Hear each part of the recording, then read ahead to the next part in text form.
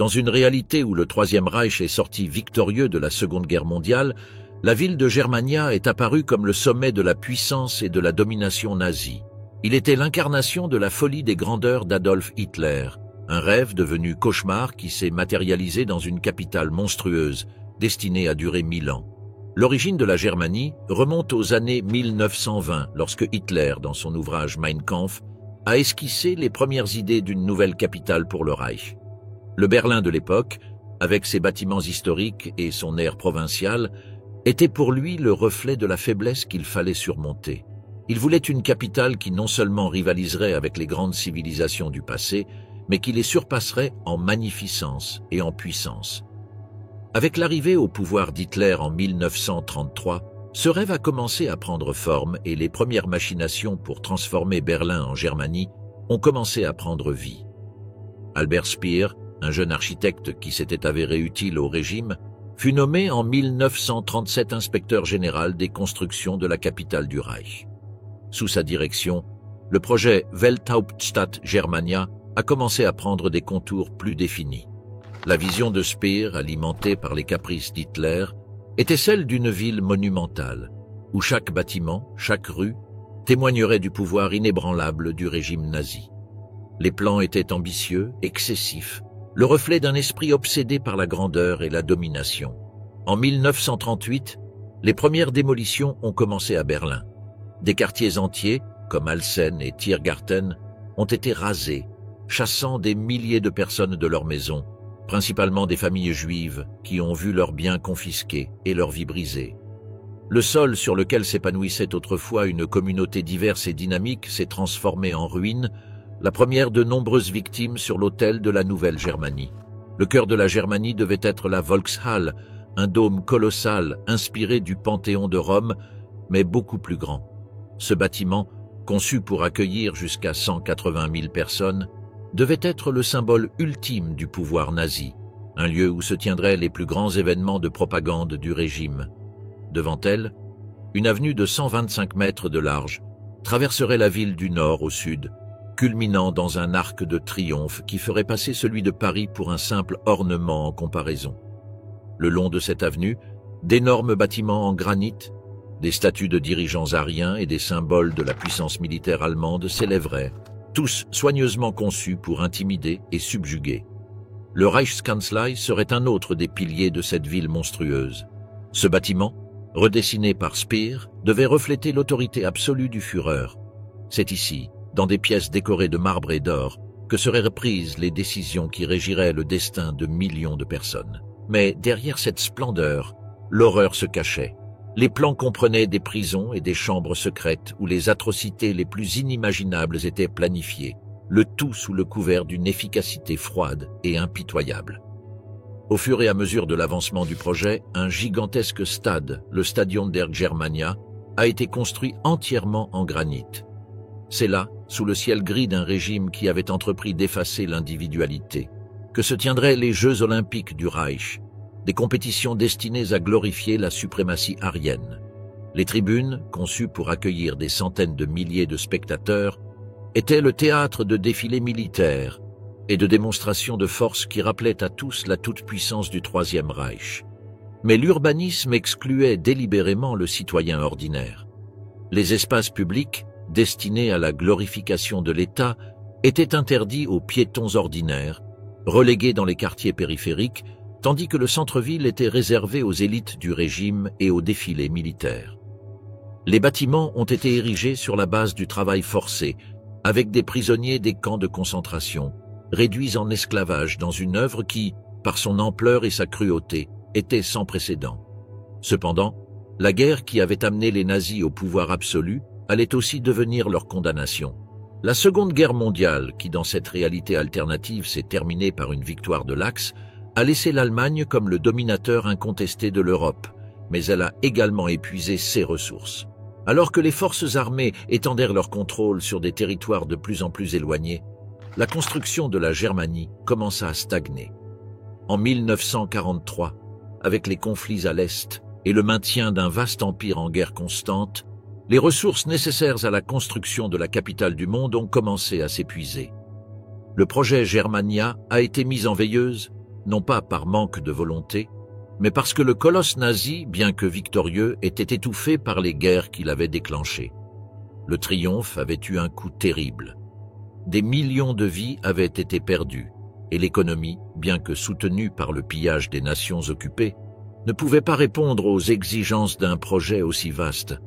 Lorsque la guerre a finalement pris fin, il n'y avait pas de paix, seulement un état de répression continue. Le Reich, bien qu'apparemment invincible, était un géant aux pieds d'argile.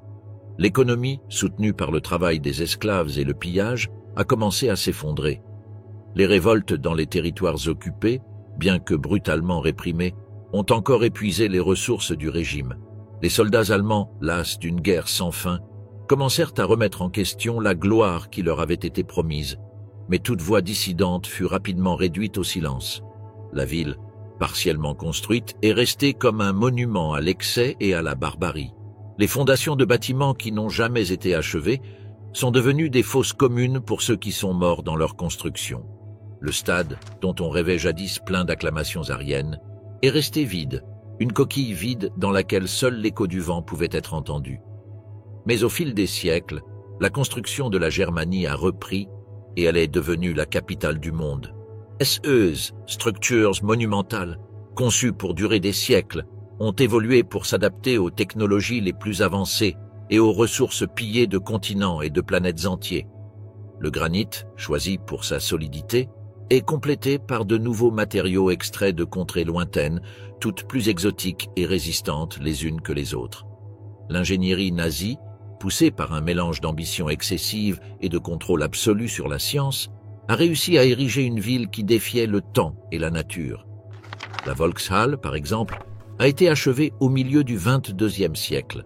Ce bâtiment, qui pouvait accueillir des centaines de milliers de personnes, est devenu le lieu des assemblées mondiales du Reich, un spectacle de propagande à couper le souffle de tous. Les murs, tapissés de matériaux provenant de colonies sur Mars et d'autres corps célestes, brillaient d'une intensité qui semblait surnaturelle. La Germanie a non seulement survécu aux guerres qui ont suivi, mais elle les a transcendées. Avec le contrôle des ressources de la planète entière et des colonies spatiales, le Reich a pu maintenir et étendre sa capitale, en faisant un phare de puissance qui a éclipsé toute autre civilisation dans l'histoire de l'humanité. Le développement de technologies avancées, dont beaucoup provenaient d'expériences inhumaines menées dans des camps de concentration encore en activité, a permis la construction d'infrastructures défiant les lois de la physique. Le processus de construction de Germania n'a pas été rapide ni facile. Au fil des siècles, des milliards de vies ont été sacrifiées pour compléter la vision mégalomaniaque d'Hitler. La souffrance humaine qui se cachait derrière la façade de marbre et de verre était inimaginable. Ainsi, dans les avenues éblouissantes de la Germanie, sous la lumière artificielle des soleils volés aux galaxies lointaines, le vent emportait à la fois des feuilles sèches et de la poussière d'étoiles, tandis que l'écho des pas résonnait dans les couloirs sans fin d'un empire qui, dans son empressement à durer 1000 ans, s'étendait jusqu'aux étoiles, emportant avec lui l'ombre de la haine et de l'oppression qu'il avait créée. Une histoire tordue, un troisième Reich devenu éternel. La Seconde Guerre mondiale, dans un univers parallèle, n'a pas été le crépuscule du Troisième Reich, mais l'aube d'un millénaire sombre dominé par le joug nazi. L'Allemagne, sous Adolf Hitler, a non seulement survécu, mais a prospéré en tant que superpuissance mondiale par excellence. Un avenir où les ombres de la croix gammée se répandent sur la planète, façonnant un ordre mondial dystopique qui semblait inébranlable. Dans cette version alternative de l'histoire, les erreurs stratégiques qui ont conduit à la chute des nazis dans notre réalité ont été évitées avec une froide précision. Hitler, toujours obsédé par l'expansion, décide de ne pas s'aventurer sur le vaste territoire glacé de l'Union soviétique en 1941. Au lieu de cela, le Führer concentre ses efforts sur la consolidation de son contrôle ultime sur l'Europe occidentale. La France, soumise et brisée, n'est plus qu'une pièce de plus sur l'échiquier d'un Hitler qui voit désormais toute l'Europe comme son terrain de jeu. L'Italie, sous le commandement d'un Mussolini docile, est reléguée à un rôle secondaire, une simple marionnette du Reich. Pendant ce temps, le Japon étend son empire en Asie, collaborant à la construction d'un monde où la voix du Reich résonne même dans les coins les plus reculés. Les armes de l'Axe deviennent imparables grâce à des avancées technologiques qui, dans notre réalité, n'ont jamais vu le jour. Les avions à réaction s'envolent, invisibles aux défenses alliées. Les chars indestructibles traversent les frontières avec la facilité d'une feuille qui tombe au sol. Les machines de guerre nazies, perfectionnées par des ingénieurs travaillant jour et nuit sous la menace d'un camp de concentration, redéfinissent la guerre moderne. Hitler se déplace astucieusement sur l'échiquier diplomatique. Avec la promesse du pouvoir et de la richesse, il parvient à attirer des pays neutres à la cause nazie. L'Espagne et la Turquie, autrefois méfiantes, rejoignent l'Axe, fournissant des ressources et des emplacements stratégiques qui transforment l'Europe en une forteresse imprenable. Les Alliés, affaiblis et démoralisés, voient le monde qu'ils connaissaient s'effondrer sous leurs yeux. La propagande nazie, plus toxique que jamais, pénètre profondément dans l'esprit des peuples subjugués. Les Juifs, les Slaves et tous ceux considérés comme inférieurs sont effacés du paysage européen avec une efficacité terrifiante. Le rêve d'Hitler d'un Reich durable se matérialise finalement par l'endoctrinement de masse. Les générations futures grandissent avec la croyance inébranlable que le Führer est un dieu sur terre, le sauveur du peuple arien. Avec la victoire de l'Axe assurée, l'Allemagne émerge comme la superpuissance incontestée, dictant les termes d'un nouvel ordre mondial. L'Europe devient un immense camp de concentration, où l'idéologie nazie est brutalement imposée. Les gouvernements des pays occupés ne sont que de simples marionnettes qui dansent au rythme de Berlin. L'économie allemande, renforcée par les ressources pillées des territoires conquis, a atteint des niveaux de production inimaginables. L'acier, le charbon et le travail des esclaves se combinent pour transformer l'Allemagne en atelier du monde. La culture allemande est élevée au rang de piédestal, tandis que les traditions et les langues des peuples conquis sont impitoyablement éradiquées. Hitler se voit lui-même comme l'empereur d'un nouveau monde. Les défilés à Berlin sont grandioses, une démonstration de force où les masses acclament leur leader avec une dévotion aveugle. La Wehrmacht, soutenue par la technologie la plus avancée, devient la force d'occupation la plus redoutée de l'histoire. Personne n'ose défier le pouvoir du Reich, et ceux qui essaient sont écrasés sans pitié. Au fil du temps, Hitler vieillit, mais sa vision reste inchangée.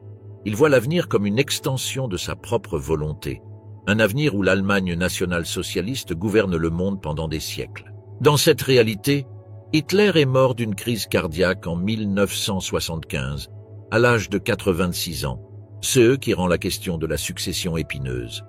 Le pouvoir absolu qu'il a concentré entre ses mains ne laisse aucune place à ses rivaux, mais la mort est inévitable même pour les tyrans les plus impitoyables.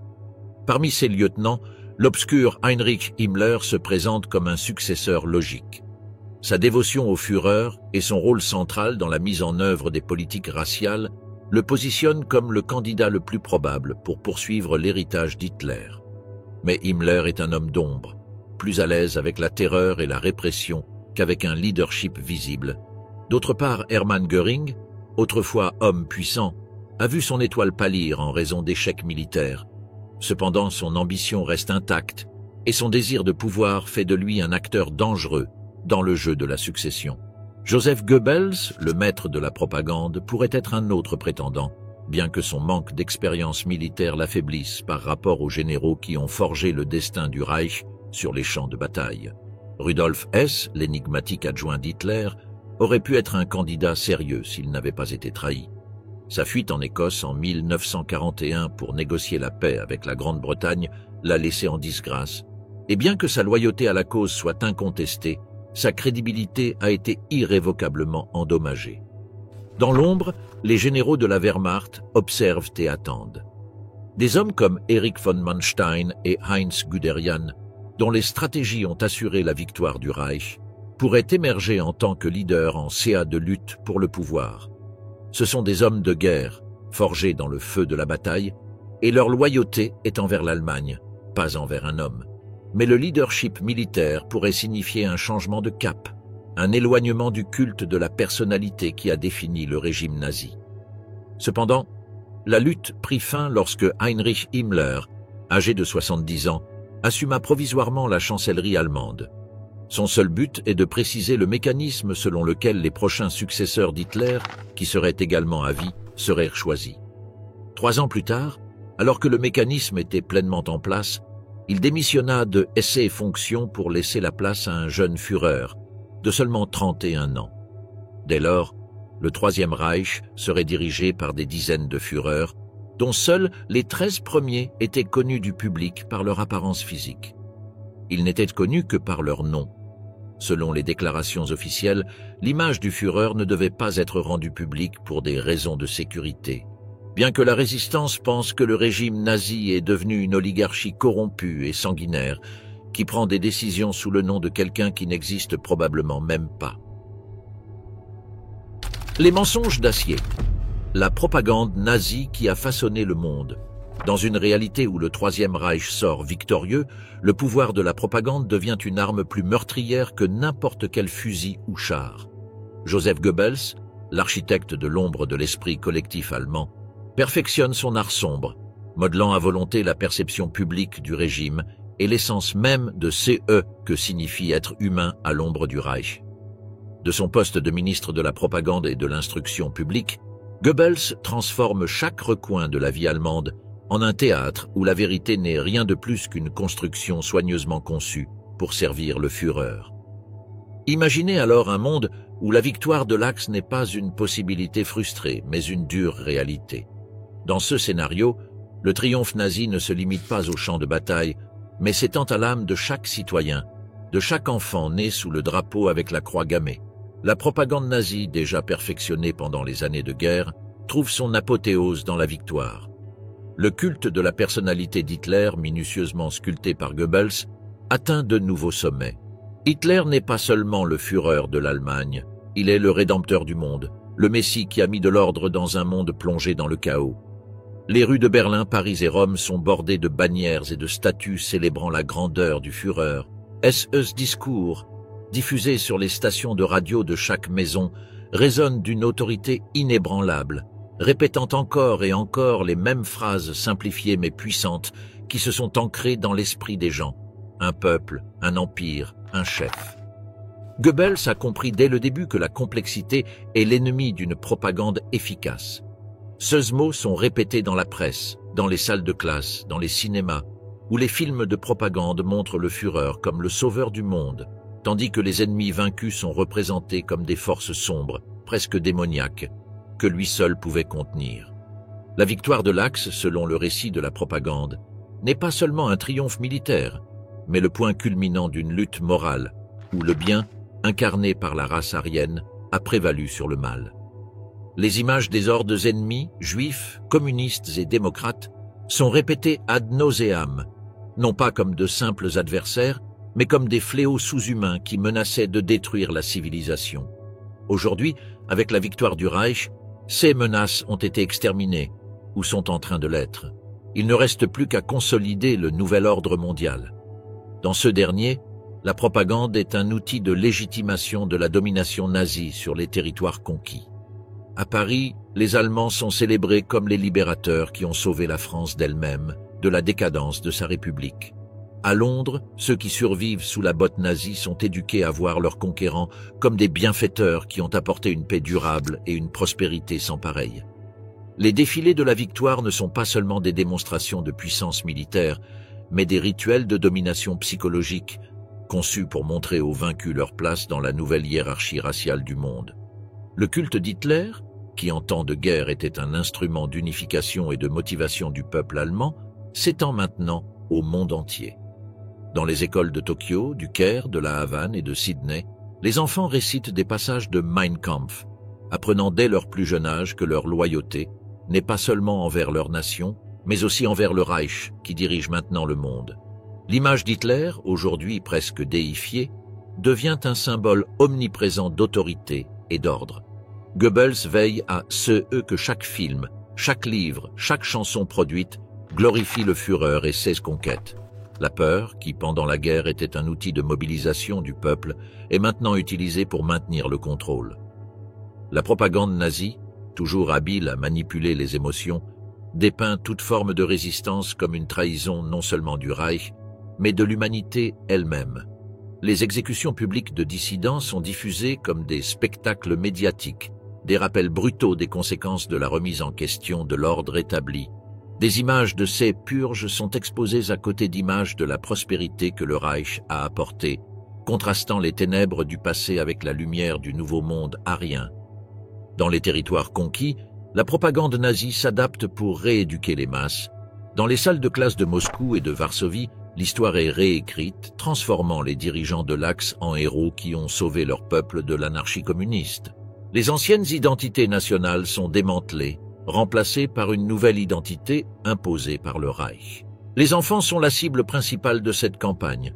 Dans les organisations de jeunesse telles que la Hitlerjugend, on leur apprend non seulement à adorer le Führer, mais aussi à mépriser tous ceux qui est étranger à l'idéologie nazie. Les valeurs d'obéissance, de loyauté et de pureté raciale sont inculquées à travers des chansons, des jeux et des leçons conçus pour s'assurer que l'avenir appartient au Reich. La propagande ne se contente pas de façonner l'esprit, elle contrôle l'âme. Goebbels, dans sa vision perverse, s'assure qu'il n'y a pas de place pour le doute. Les radios, toujours allumées, répètent les mêmes slogans jour après jour. Les films qui sont projetés dans les cinémas ne sont pas seulement des divertissements, mais des sermons visuels qui prêchent les vertus du nazisme. Les livres, censurés et purgés de toute dissidence, présentent une histoire qui n'a jamais existé, où la grandeur du Reich est une vérité indiscutable. Mais derrière les proclamations grandioses de victoire et d'ordre, se cache une réalité plus sombre. La machine de propagande de Goebbels est si efficace parce qu'elle comprend la nature humaine dans sa forme la plus élémentaire. Comprenez que la répétition constante d'un mensonge peut le transformer en vérité. Comprenez que la peur peut être un allié puissant et que le désespoir peut amener les gens à accepter même les réalités les plus flagrantes si on leur présente la seule alternative au chaos. Dans ce monde alternatif, où le Troisième Reich règne en maître, la propagande n'est pas seulement un outil de l'État, c'est l'État lui-même. Il définit tous les aspects de la vie, de ce « E » que vous apprenez à l'école, à ce « E » à quoi vous pensez dans la solitude de la nuit. Les citoyens du Reich, ceux qui ont survécu au feu purificateur de la guerre, vivent maintenant dans une paix troublante, une paix où chaque pensée, chaque action, est surveillée et façonnée par une idéologie qui ne laisse aucune place à l'individualité ou à la dissidence. La victoire de l'Axe a permis au cauchemar de Goebbels de devenir la réalité du monde. Un monde où la vérité n'est plus qu'un mot sans sens, où l'histoire n'est qu'un outil de manipulation, et où l'humanité a été réduite à de simples rouages de l'implacable machinerie du Reich. Et à mesure que le Reich s'étend, son ombre grandit, couvrant le monde entier d'une obscurité à laquelle il n'y a pas d'échappatoire. De New York à Pékin, le monde au service du Führer. Dans cette réalité alternative, l'expansion territoriale du Troisième Reich est devenue un fléau qui s'est propagé des rives de l'Atlantique aux vastes steppes d'Asie. Le Reich, enivré par sa victoire, se jeta dans un maelstrom de conquête. La France occupée est devenue une simple province, une pâle ombre de CE qui était autrefois une nation fière. Paris, la ville lumière, s'est éteinte sous le poids des bannières à croix gammée, tandis que ses habitants étaient soumis à une existence de soumission et de terreur. Les rues autrefois animées de la capitale résonnent désormais de bottes allemandes, marquant le rythme d'une occupation qui semble ne pas avoir de fin. Plus à l'est, la vaste Union soviétique se désintègre en fragments sous la pression de l'avancée nazie. L'Oural, cette barrière naturelle que les Russes pensaient protéger leur terre, n'était qu'un obstacle temporaire. Avec la vitesse implacable de la Blitzkrieg, les divisions de Panzer traversent les plaines russes, écrasant toute résistance sous leurs traces. Moscou tomba dans le murmure étouffé d'un peuple brisé. Son chef, Joseph Staline, réduit à un mythe de résistance qui mourut dans les froides prisons de Sibérie. Mais il n'y a pas eu que violence et incendie. Le Reich savait que le contrôle militaire ne suffisait pas. Ils avaient besoin de plus. Dans les territoires conquis, une stratégie de domination douce s'est déployée, une ivresse lente mais sûre de l'esprit de ceux qui sont sous son joug. La propagande est devenue l'arme la plus tranchante du Troisième Reich, infiltrant chaque maison, chaque pensée. Les nazis n'étaient pas considérés comme des envahisseurs, mais comme des sauveurs, des libérateurs d'un joug communiste qui avait étouffé les nations sous leur poids. En Ukraine, par exemple, les nazis ont trouvé des alliés parmi les nationalistes qui avaient été opprimés par le régime soviétique. Berlin a habilement utilisé ces divisions internes, jouant sur les aspirations de ces peuples à consolider son pouvoir. En échange de leur fidélité, ils offraient un avenir plein de promesses vides, où l'autonomie se limitait à servir le maître germanique. Cependant, ce contrôle n'était pas absolu. La haine ne s'éteint pas facilement, et dans l'ombre, la résistance grandit, empoisonnant la confiance des conquérants. Les partisans dans les forêts de Pologne et de Biélorussie sont devenus l'épine que le Reich ne pouvait extirper, attaquant depuis l'obscurité, infligeant des dommages à la vaste machine de guerre allemande. Mais le Reich, avec la brutalité qui le caractérise, a réagi avec férocité. Chaque village qui a donné refuge à un partisan s'est transformé en cendres, chaque famille qui a nourri un résistant a payé de son sang. Mais la résistance a continué, alimentée par la haine, dernier recours des opprimés. La relation entre le centre du pouvoir nazi et les territoires occupés était un mélange d'exploitation et de répression. Les usines de France, de Pologne et des Pays-Bas produisaient des armes, non pas pour leurs armées, mais pour alimenter l'insatiable machine de guerre du Reich. Les champs, autrefois fertiles, sont devenus des déserts de production forcée, où les hommes et les femmes travaillaient jusqu'à l'épuisement, leur corps brisé par le poids d'un empire qui ne connaissait pas de limites. La germanisation s'est imposée d'une main de fer, dans une recherche effrénée d'effacer toute trace d'identité nationale chez les peuples occupés. La langue allemande n'était pas seulement la langue de l'oppresseur, mais la seule autorisée, tandis que les traditions et les coutumes locales ont été rapidement supprimées. Dans les villes occupées, les commissaires nazis gouvernaient avec une autorité absolue. Les Juifs et autres indésirables ont été chassés comme des animaux, arrachés à leurs maisons et envoyés dans des camps de concentration où le destin les attendait sous la forme de fumée noire et de cendres. Pendant ce temps, dans les territoires hors de portée directe du Reich, la situation n'était pas moins sombre. Le Royaume-Uni, peut-être le dernier bastion de la résistance, est devenu un État assiégé, coupé du continent par une marée d'acier et de feu. Churchill, âgé, fatigué et extrêmement inquiet, a dirigé un peuple qui s'accrochait à l'espoir comme seule arme restante. Hesse's successeurs immédiats à la tête du gouvernement n'ont pas non plus réussi à mettre fin au siège nazi. Les nuits de Londres n'étaient pas illuminées par la lumière de la liberté, mais par les flammes des bombardements, alors que les Britanniques menaient une guerre qu'ils savaient qu'ils ne pouvaient pas gagner, mais qu'ils n'osaient pas non plus perdre. La résistance fut féroce mais insuffisante. De l'autre côté de l'océan, aux États-Unis, le grand rêve américain s'effondrait. Le Reich, plus perspicace que jamais, ne se limita pas à ses conquêtes en Europe. Grâce à un mélange de diplomatie et de subversion, les nazis ont réussi à fracturer la nation américaine.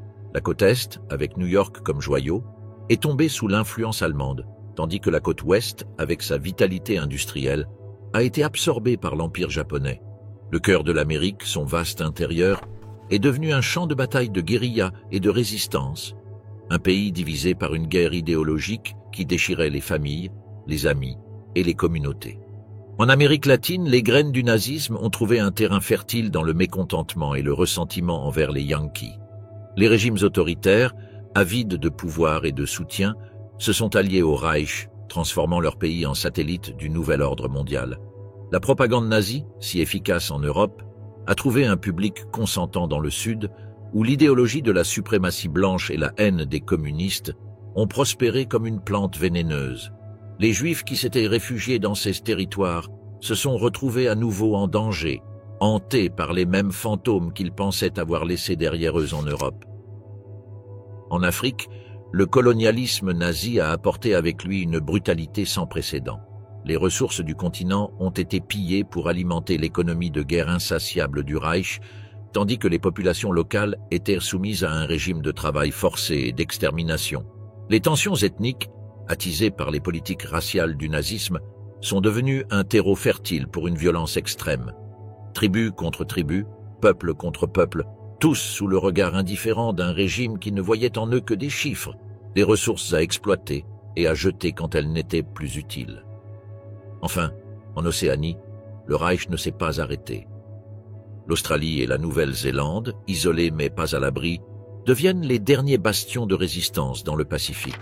Les plages de Sydney ont vu l'arrivée des sous-marins allemands, tandis que les jungles de Nouvelle-Guinée sont devenus le théâtre d'une guerre secrète, où les forces locales, soutenues par les restes des puissances alliées, ont tenté de résister à l'avancée d'un ennemi qui semblait inarrêtable.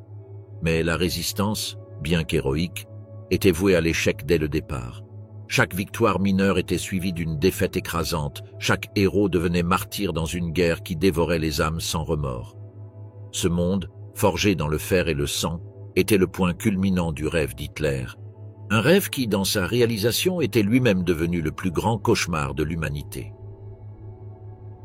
Du désert à l'espace, l'ambition économique et scientifique sur Terre et au-delà. Le modèle économique qui a émergé après la victoire des puissances de l'Axe n'est rien d'autre que le reflet de leur mentalité oppressive. Le Reich ne commerce pas avec le monde, il le pille. Des entrailles de l'Afrique, de l'Asie, de l'Amérique et de l'Europe elle-même, les minéraux, le pétrole, le caoutchouc, la nourriture coulent sans cesse. Les veines de la planète se vident pour remplir les coffres du Reich, tandis que l'humanité saigne lentement sous le poids de Hesse et Shen. Dans ce monde, les mines de charbon de Pologne sont des tombes profondes et vivantes où les esclaves travaillent jusqu'à ce que leur corps se brise, jetés comme de simples engrenages usés. Les champs de blé en Ukraine, autrefois le grenier à blé de l'Europe, sont devenus des plantations de la mort, où chaque épi de maïs est arrosé de la sueur et du sang de ceux qui sont jugés inférieurs. Dans les villes industrielles allemandes, les produits manufacturés s'entassent en files interminables, prêts à être expédiés dans les coins les plus reculés de l'Empire, où ils seront vendus à des prix exorbitants, cimentant le cercle vicieux de la dépendance économique. L'Amérique latine, en échange de ses richesses naturelles, reçoit des machines allemandes, une technologie qui promet le progrès, mais qui ne fait qu'alimenter la machine de guerre d'un empire insatiable. En Asie, le soleil ne s'est pas couché, mais sa lumière est froide et lointaine, éclipsée par la présence du Reich et de son allié japonais. L'Asie du Sud-Est est une terre brûlée, ses jungles transformées en vastes plantations de caoutchouc, son pétrole drainé pour nourrir l'insatiable soif de puissance de Berlin et de Tokyo. En Afrique, la situation est encore plus sombre. Les Allemands, avec leur vision de la supériorité raciale, ont transformé le continent en un laboratoire d'exploitation extrême.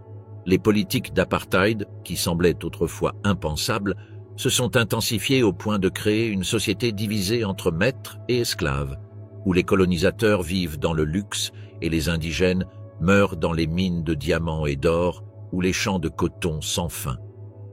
Mais le règne du Reich ne s'arrête pas à la terre.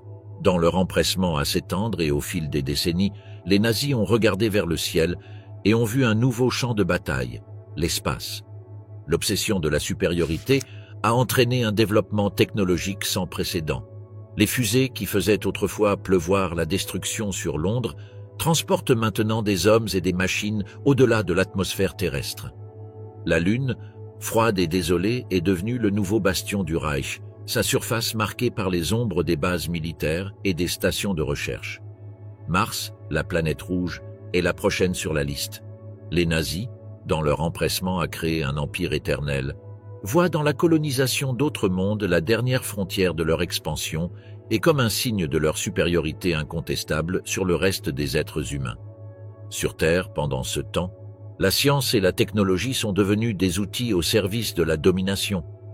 Les progrès de la biologie et de la génétique ne cherchent pas à améliorer l'humanité, mais à perfectionner les quelques élus qui sont considérés comme dignes d'exister.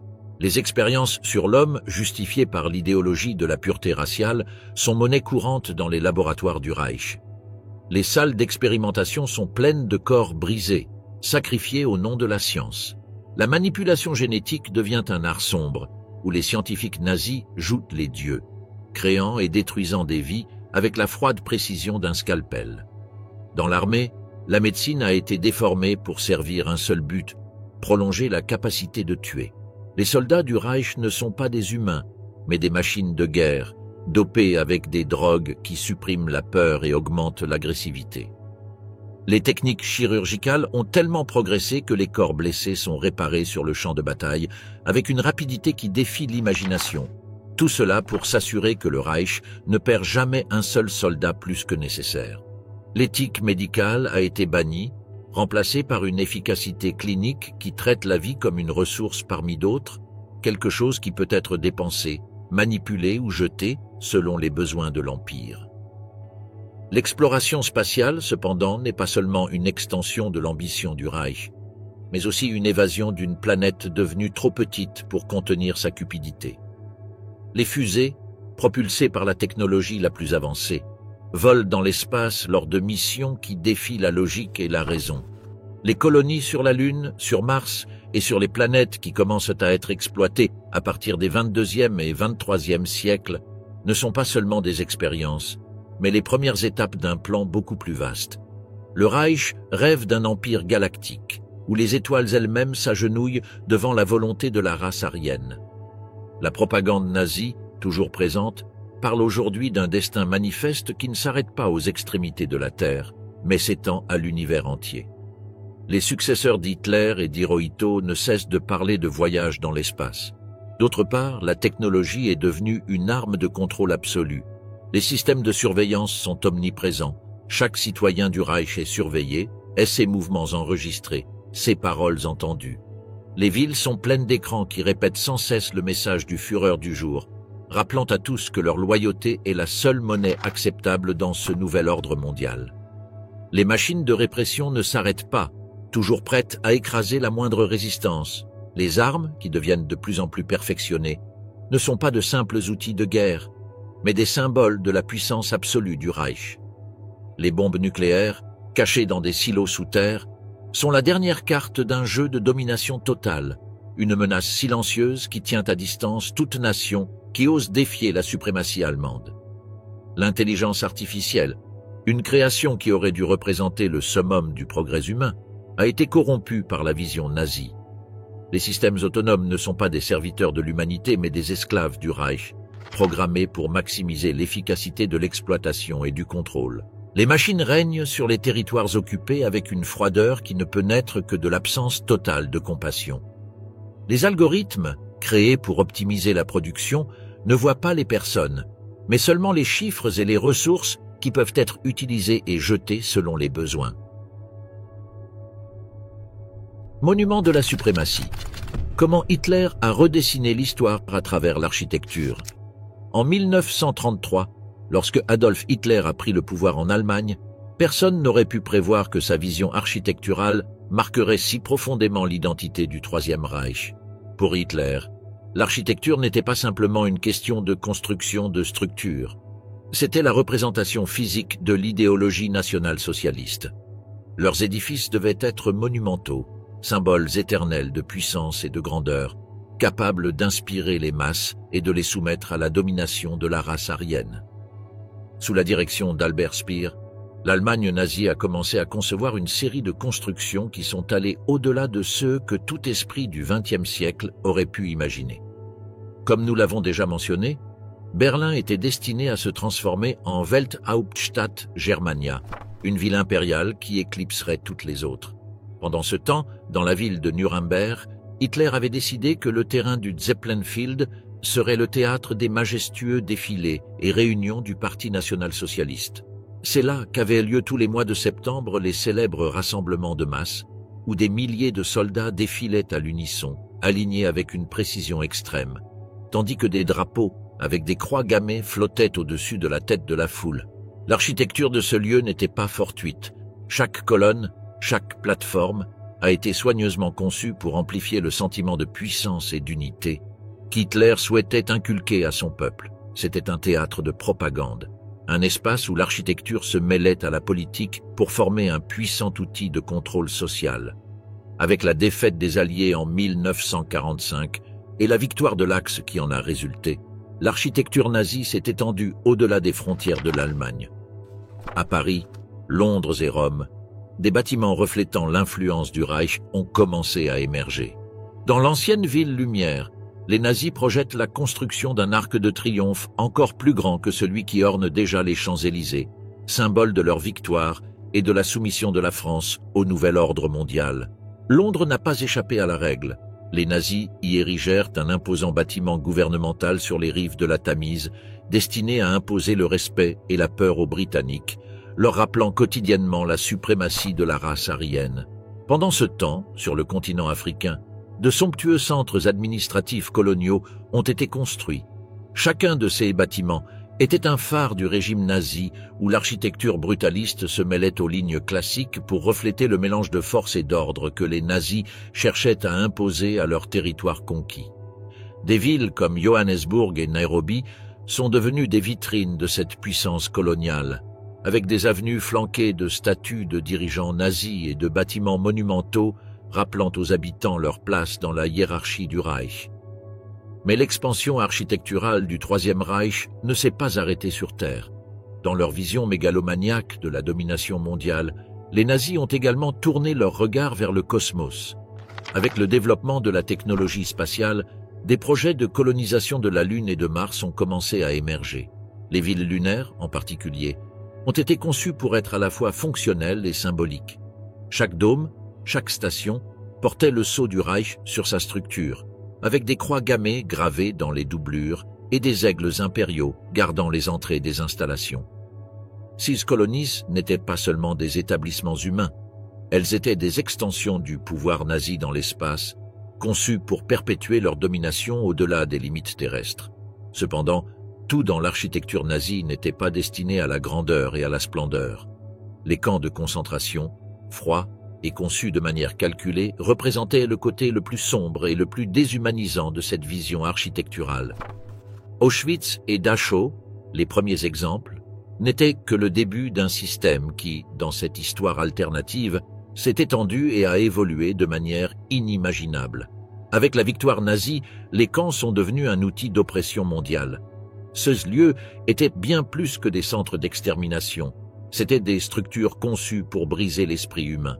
L'efficacité de leur construction et de leur exploitation était telle qu'au fil du temps, les champs ont commencé à fonctionner avec des systèmes automatisés, surveillés par une technologie de pointe qui minimisait le besoin d'intervention humaine.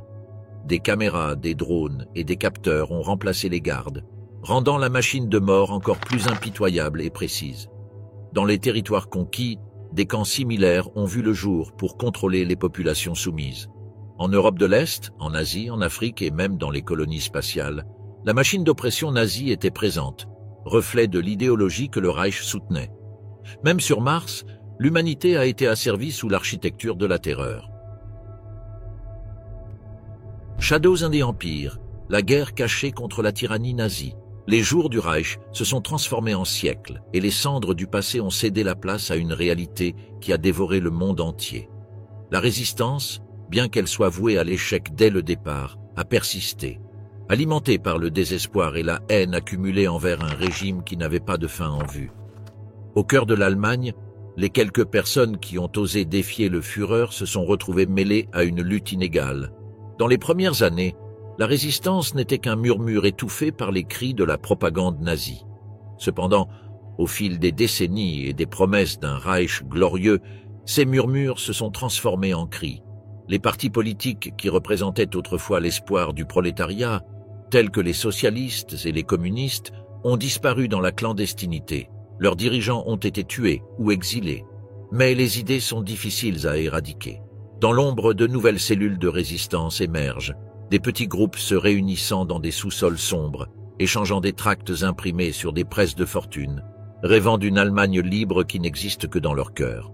Les universités, autrefois centres de libre pensée, sont devenues un champ de bataille intellectuelle. Les étudiants, inspirés par le souvenir de la rose blanche qui avait autrefois défié le régime, ont commencé à s'organiser.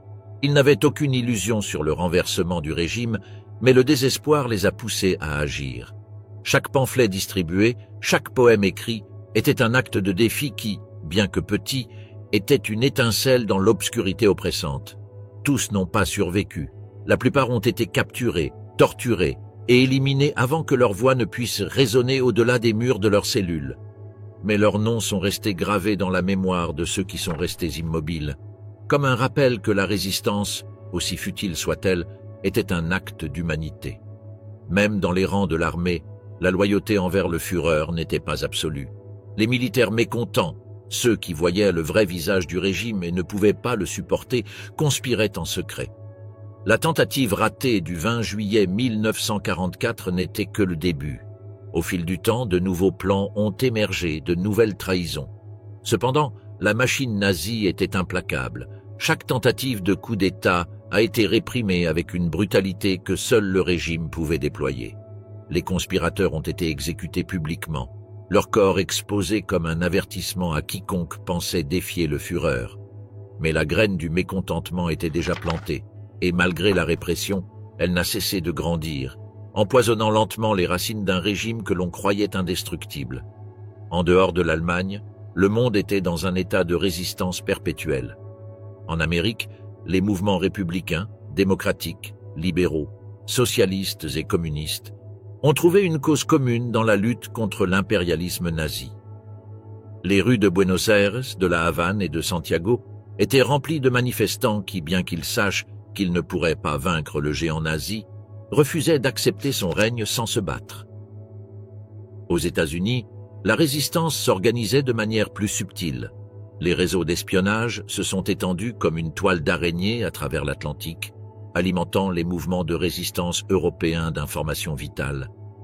Les agents, opérant dans le secret le plus absolu, savaient qu'une seule erreur pouvait leur coûter la vie, mais l'espoir d'un monde sans nazis était suffisant pour qu'ils puissent continuer. L'Europe, occupée et détruite, ne s'est pas rendue sans combattre. La résistance française, qui avait commencé comme un groupe dispersé de patriotes, est devenue une force organisée qui a mené des actes de sabotage, d'espionnage et de propagande anti-nazie. Les trains qui ont déraillé, les usines incendiées et les officiers nazis assassinés nous ont constamment rappelé que, bien que le Reich ait triomphé, il n'était pas invulnérable.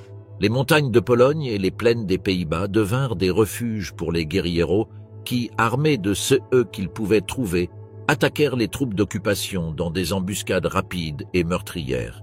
Il n'y avait pas d'honneur dans cette guerre, seulement une lutte désespérée pour la survie. Et les exilés, ceux qui avaient échappé au joug nazi, ne sont pas restés inactifs. De Londres et de Moscou, ils ont planifié, conspiré et envoyé des ressources à leurs compatriotes dans les terres occupées, maintenant la flamme de la résistance. L'Asie et l'Afrique, terres exploitées et pillées par le régime nazi, ne sont pas restées silencieuses. Dans les jungles d'Asie, les mouvements anticoloniaux se sont unis dans une cause commune contre l'oppression. Les combattants, qui avaient auparavant combattu contre les impérialistes européens, faisaient maintenant face à un ennemi encore plus impitoyable. La guérilla s'est répandue sur tout le continent, avec des embuscades, des attaques surprises et des sabotages qui ont maintenu les forces nazies en état d'alerte constante. En Afrique, les mouvements de libération se multiplient. Dans les déserts du Nord et les jungles du Congo, les combattants ont affronté les troupes nazies avec une férocité que seule la lutte pour la liberté peut inspirer. Et si la plupart du temps, la résistance a été écrasée, chaque victoire, aussi petite soit-elle, était un rappel que la lutte se poursuivait. Les méthodes de résistance étaient aussi diverses que ceux qui les mettaient en œuvre. Le sabotage est devenu une tactique courante. Les usines qui produisaient des armes pour le Reich étaient des cibles de choix. Les lignes d'approvisionnement, essentielles au fonctionnement de la machine de guerre, étaient constamment attaquées. La désobéissance civile, bien que risquée, est également devenue un outil puissant. Des grèves, des manifestations et des boycotts des produits allemands ont été organisés en secret, défiant le régime sur son propre terrain. Et la propagande, cet art sombre de la guerre psychologique, est devenue une arme à double tranchant.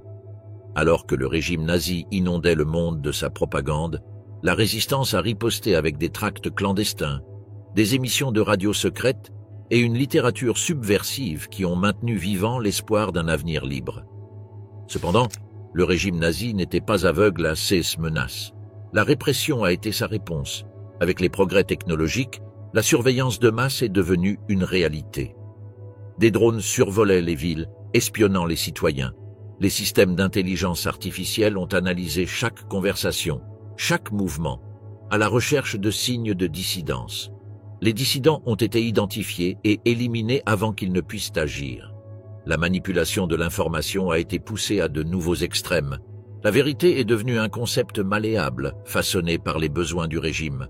Les techniques de torture et d'élimination ont été perfectionnées, les camps de concentration devenant des usines de mort, où les prisonniers étaient non seulement tués, mais déshumanisés dans des expériences scientifiques et psychologiques.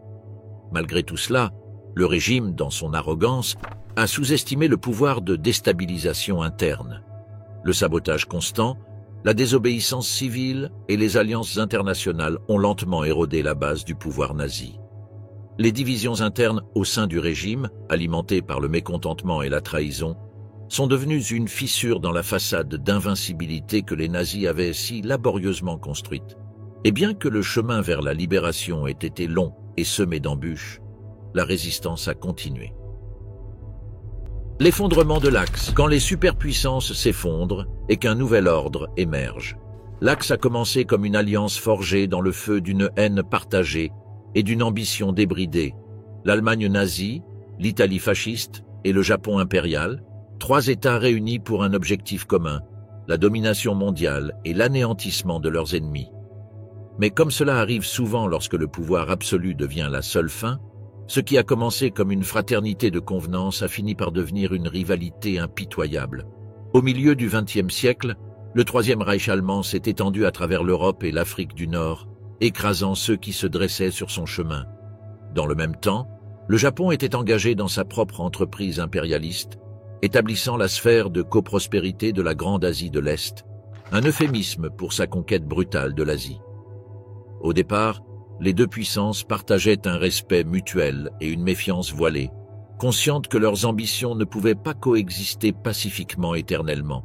Au cours des premiers siècles qui ont suivi la Seconde Guerre mondiale, les tensions entre l'Allemagne et le Japon ont commencé à croître de manière palpable. Le Troisième Reich, qui s'étendait désormais des steppes russes aux rives de l'Atlantique, considérait avec suspicion la croissance de l'empire japonais en Asie et en Océanie. Le Japon, pour sa part, ressentait la pression de l'avancée allemande vers l'Est, qui menaçait d'entrer en collision avec ses intérêts dans le Pacifique. L'Amérique est aussi source de discorde. Les États-Unis, divisés en deux, ont une ligne frontalière délicate qui se déplace d'un côté à l'autre en fonction des fragiles accords entre les empires européens et asiatiques. Pendant ce temps, l'Italie, la plus faible du trio, se trouvait dans une position de plus en plus précaire, l'ombre de la puissance qu'elle avait été autrefois. Au fil du temps, le rapport de force s'est inexorablement déplacé en faveur de l'Allemagne. Au XXIe siècle, l'absorption de l'Italie par le Reich n'était guère plus qu'une formalité. Le fascisme italien, autrefois si féroce, était devenu une note de bas de page dans l'histoire, subsumée sous la botte allemande. Cette décision a marqué un point de non-retour pour le Japon, qui considérait l'expansion continue de l'Allemagne comme une menace directe pour son propre empire. L'Axe, autrefois une alliance, était devenue une bombe à retardement. La rivalité ne se limitait pas aux frontières et aux territoires. Elle s'est étendue à la sphère économique et technologique. L'Allemagne et le Japon ont investi des ressources incalculables dans la recherche et le développement, cherchant toujours à se surpasser mutuellement. L'Allemagne, qui se concentrait sur l'expansion territoriale et la consolidation de sa puissance militaire, et le Japon, qui considérait la technologie de pointe comme la clé du maintien de son indépendance et de sa domination en Asie. Dans le domaine de la robotique et de l'intelligence artificielle, les deux puissances se livraient une concurrence féroce, mais c'est dans la course à l'espace que cette rivalité a atteint son paroxysme. Les premières années du XXVIe siècle ont vu le début d'une course aux armements dans l'espace, l'Allemagne et le Japon se disputant l'établissement de bases militaires permanentes sur la Lune, et plus tard, d'être les premiers à poser des bombes nucléaires sur Mars. Les lancements de fusées et les missions habitées sont devenus des spectacles de propagande, chacun conçu pour démontrer la supériorité technologique d'une nation sur l'autre. Le conflit que tout le monde craignait éclata au XXe siècle. La guerre entre l'Allemagne et le Japon a été aussi dévastatrice qu'inévitable. Les fronts de bataille ne se sont pas limités à la Terre, mais se sont étendus à tout le système solaire, avec des combats sur la Lune, sur Mars, et des stations spatiales en orbite autour des planètes extérieures. C'était une guerre qui a duré des décennies, une guerre que personne ne pouvait vraiment gagner, mais que personne n'était prêt à perdre. Les armées, épuisées par des années de conflits incessants, ont commencé à s'effondrer. Des millions de vies ont été perdues, et les économies des deux pays ont vacillé au bord de l'effondrement. Ce qui avait été une lutte pour la domination interstellaire s'est transformé en une guerre d'usure, où les ressources, le moral et la volonté de se battre se sont lentement érodés jusqu'à néant. Au cœur de cette tempête, Le Troisième Reich et l'Empire japonais font face à une menace qu'ils n'avaient pas anticipée, la résistance interne. Au fil des siècles, le mécontentement s'est accru au sein des populations opprimées par les deux régimes. Inspirés par les idéaux de liberté et d'autodétermination jamais abandonnés, les mouvements de résistance ont commencé à coordonner des attaques contre les structures de pouvoir, sabotant à la fois les forces militaires et les machines politiques. Au Japon, où la rigidité du code du Bushido avait étouffé toute forme de dissidence, des insurrections ont surgi qui se sont répandues comme une traînée de poudre. En Allemagne, les graines du ressentiment, plantées au fil de générations d'oppression et de guerres sans fin, se sont transformées en une révolte qui a pris les dirigeants par surprise. La résistance, bien qu'initialement fragmentée, a été cruciale pour affaiblir davantage les deux titans en guerre. Les batailles internes sont devenues le dernier fardeau qu'aucune des deux nations ne pouvait porter. Et c'est alors, au milieu de la confusion et du chaos, qu'une nouvelle superpuissance a émergé sur la scène mondiale. Il n'est pas venu des cendres d'empires déchus, mais de nations qui avaient été subjuguées et piétinées pendant des siècles. Unies par la souffrance commune et l'espoir d'un avenir différent, ces nations ont saisi l'occasion de se libérer de leurs anciens oppresseurs. L'Allemagne et le Japon, incapables de maintenir leurs empires et épuisés par la guerre, finissent par succomber. Les régimes qui avaient gouverné d'une main de fer, qui avaient construit leur civilisation sur les fondations de la guerre, de la haine et de l'exploitation, se sont effondrés. De son côté, la nouvelle superpuissance émergente a pris des mesures drastiques et innovantes pour reconstruire à la fois l'économie et la société à l'échelle interplanétaire. Ces pays, unis par la nécessité de survivre et de prospérer dans un système solaire d'après-guerre, ont adopté des approches radicales pour inverser le chaos laissé par les anciens empires de l'Allemagne et du Japon.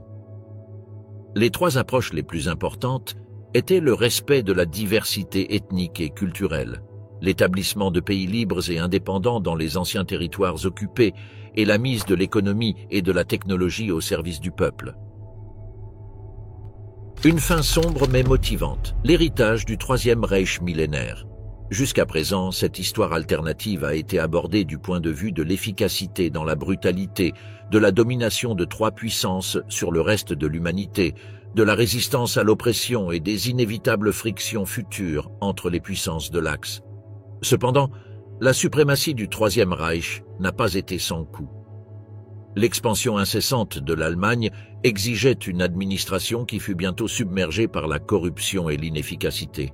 Au fur et à mesure que le régime s'étendait, l'appareil bureaucratique se gonflait, devenant un monstre de papier qui dévorait les ressources et le temps. La corruption, endémique, sapa le moral de la population et éroda la loyauté envers le Führer.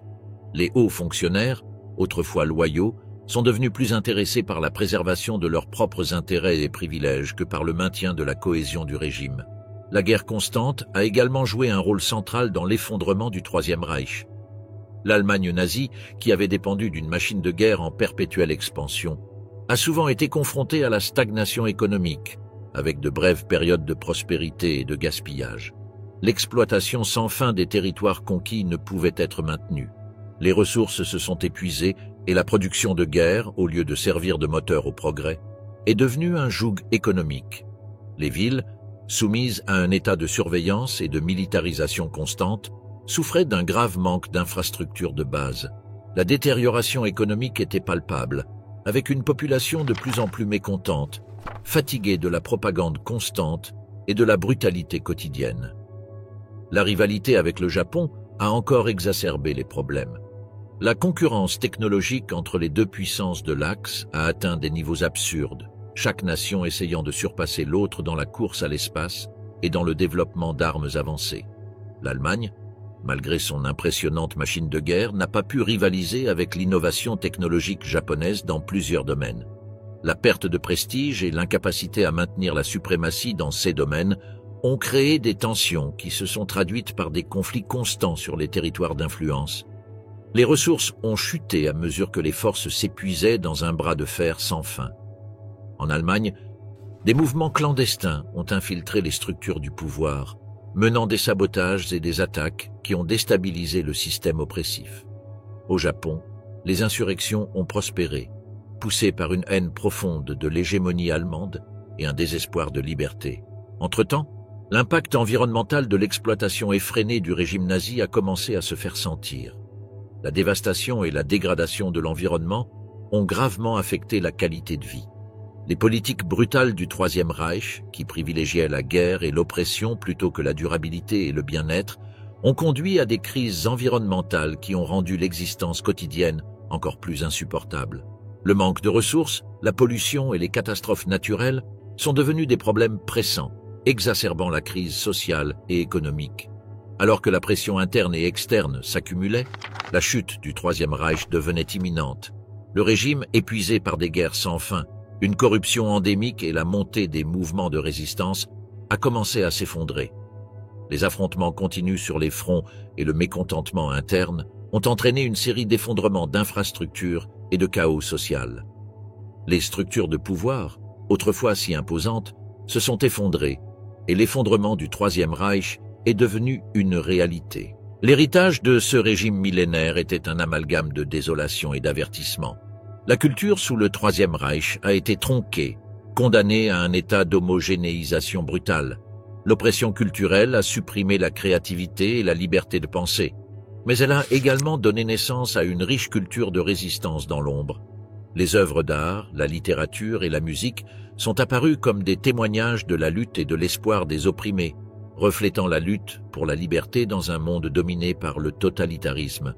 Les innovations technologiques, bien qu'impressionnantes par leur portée, ont souvent été utilisées pour l'oppression plutôt que pour le progrès humanitaire.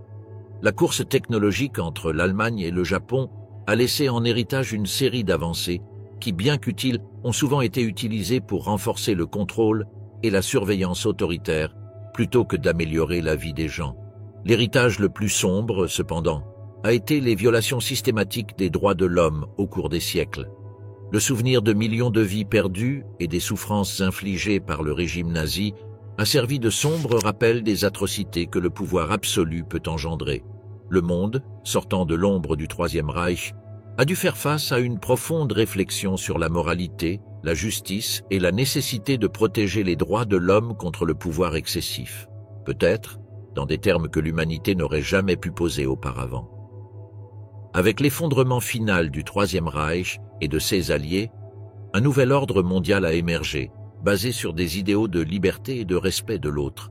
Ce nouvel ordre cherchait à éradiquer le totalitarisme et à favoriser la coopération entre les pays et les planètes, en essayant de tirer les leçons des horreurs du passé pour construire un avenir plus juste. Bien que les cicatrices du passé n'aient jamais complètement disparu, le monde a été confronté à la tâche monumentale de reconstruire et d'aller de l'avant, armé d'une leçon brutale sur les limites du pouvoir et l'importance de la liberté.